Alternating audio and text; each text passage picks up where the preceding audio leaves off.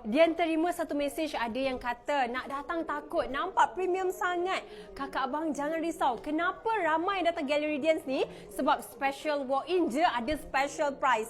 Daripada harga yang biasa sampailah eksklusif dan pelbagai pilihan design tau. Okey, kakak abang bayangkan macam belakang Dian, yang ini antara yang kita punya eksklusif unit, potongan pun sehingga 50%. Dan kalau kakak abang datang, macam-macam lagi yang best kita nak bagi. Raudah mirror ni secara percuma je.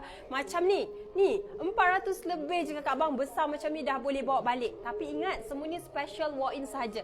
So untuk kakak abang yang rumah baru lepas renovation rumah, nak hias rumah dengan sesuatu yang bermanfaat, jangan tunggu lagi. Lepas tengok video dia ni, terus cepat-cepat set appointment. Sebab kalau set appointment, Dian belanja lagi RM500 voucher, kakak abang boleh terus tebus dekat Galeri Dian. Tapi janji kena set appointment. Kalau nak datang terus terjah je pun boleh, cuma rugilah tak dapat 500 tadi tu. Okey, InsyaAllah kakak abang datang lebih jelas, boleh pegang, boleh rasa, tengok setiap had ni secara detail. Sebab dekat Dian kami ada penulisan bertauliah. Okey, nak cari dekat mana? Dian Signature Section 7 Shah Alam. Penuhi rumah dengan kalimah apa-apa Allah nombor 1.